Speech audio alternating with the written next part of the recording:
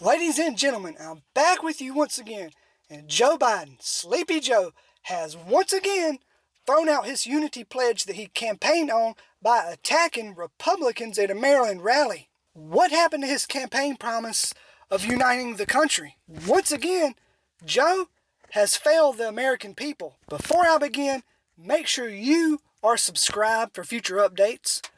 Click the notification bell for notifications, share, and most importantly, post your reactions and thoughts to this topic in the comment section. Did you actually think Joe Biden was the one to tone down the division and unite both parties in this country? Let me know what you think. Now, let's get into this. Joe Biden continues his assault on Trump and the GOP by attacking MAGA GOP voters by saying he don't respect these MAGA Republicans, and they, along with Trump, are destroying America. Now, he asked the crowd, will we be a country that moves forward or backward? Will we build a future obsess over the past? Will we be a nation of unity, of hope, of optimism, not a nation of anger, violence, hatred, and division? So, Joe, why are you making your entire speech about Trump and attacking Republicans? You are the one who's obsessed with Trump. You are the one failing to unite. I feel bad for the people who actually believe the words coming out of this clown's mouth. He's also using the same old Democrat playbook, claiming MAGA Republicans are a threat to democracy and that they embrace political violence. But yet, he's the one who cannot stop thinking about Donald Trump. Him and the Democrats, including the FBI, Department of Justice, are so obsessed with Trump, they just can't leave the guy alone. And I'm pretty sure the American people have not forgot about the night Trump won in 2016 and the many nights after that, and the 2020 riots. It was his very own party that failed to condemn the violence that erupted during these events. Members of his own party have actually made comments in the past encouraging their supporters to harass Trump staffers. They have also failed to condemn groups like Antifa and BLM. Some have argued, like Liz Cheney, who lost big time, around 37 points? She keeps on with this January 6th, and she claims it was violence from the far right inspired by Trump. But there's been reports of people on the left that infiltrated the group going into the Capitol, and Trump himself told people to stay peaceful. Republican politicians did condemn the actions of those that went inside the Capitol. Look, ladies and gentlemen, political and lobbyist groups, along with certain politicians, are the ones who keep fanning the flames of political division. And I'm pretty sure there's money involved, such as groups paying people to protest and act out. And these groups are probably funneling politicians money to say what they want to hear. Of course, you also have corrupt scumbags like George Soros paying out millions to assist these groups and promoting certain Democrat politicians. And just recently, GOP Congresswoman Marjorie Taylor Greene of Georgia was swatted twice within 2 days by someone claiming to be upset about her political view on transgender youth rights. We've seen many times how the left acts out when you don't think like them.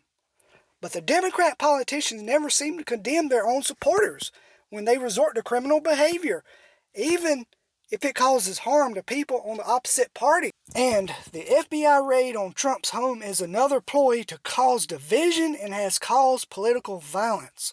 Someone recently shot into the FBI office in Cincinnati, Ohio. People protested outside the Chelsea, Massachusetts FBI office, and the FBI has voiced concerns about violence against them. But we all know the purpose of this raid. Biden and his Department of Justice is desperate to find anything on Trump that will prevent him from ever running for president again. And not only that, the timing of the raid right before an election is to fire up Democrats to get out and vote. With Biden's low approval numbers, they will do anything at this point to get people riled up, so they will go vote. And now there's more backlash against the Department of Justice and the FBI over a heavily redacted affidavit. So I feel like there's people out there stoking and adding fuel to this political violence that I predict will only continue. But it's the fault of the Department of Justice putting the FBI at risk with acts such as this raid. And after the affidavit was released, Trump trolled Biden's Department of Justice by mocking the redacted documents and put this image on his Truth Social of a redacted document with "Make America Great Again." See, they don't want Trump to be president again because he's already said he would be firing up to 50,000 corrupted government employees, including the Department of Justice and FBI. So that's why some of them don't want Trump back in office, because they know their job's going to be on the line. Just last week, an AOC-backed Democrat for New York Senate said socialism wins after she won. That socialism wins!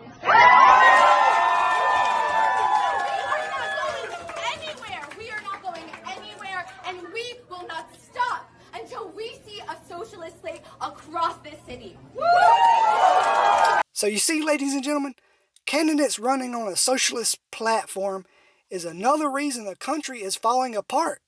These candidates most likely have never, ever experienced what it's like to live in a socialist country. Many people have fled from those environments and will tell you there's no place in the United States for socialism. And I can assure you, there's a ton of Americans that will not stand for it. But I use that as an added example of how this political environment in the U.S. just keeps on getting worse. So with that being said, my question to you is, what in your opinion is needed to calm the political environment down? Do we need more independent candidates? Should we get rid of identity politics? Do we need more America First candidates? Should candidates be more moderate and work across the aisle with one another? Let me know what you think. Now check this out. After Sleepy Joe attacks Republicans, one brave soul took it upon himself to heckle Joe Biden. The whole notion of the burn it all down politics of MAGA Republicans continues to be a drumbeat. But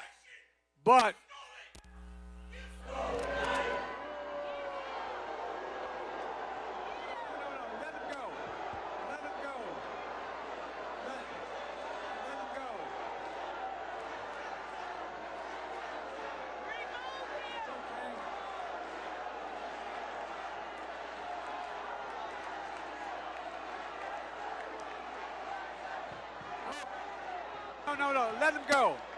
Let him go. Folks, ignorance knows no boundaries. Now let's take a look at the current state of the 2024 election, if it's a rematch between Trump versus Biden. If the election were held today, Trump would most likely win by a few percentage points. Now these polls are taking into account anyone in the United States, which means anyone in the 50 states are polled, including big populated states like California and New York. But what matters most is the battleground states. So with Trump up in most of the average national polls, he is up even more in battleground states. In Pennsylvania, he's up by 5. In Ohio, he has an advantage of 14.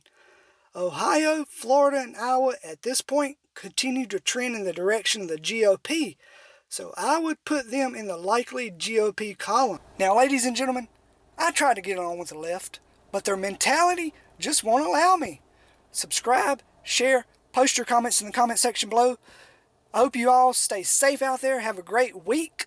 Until next time, Dougie Red is out.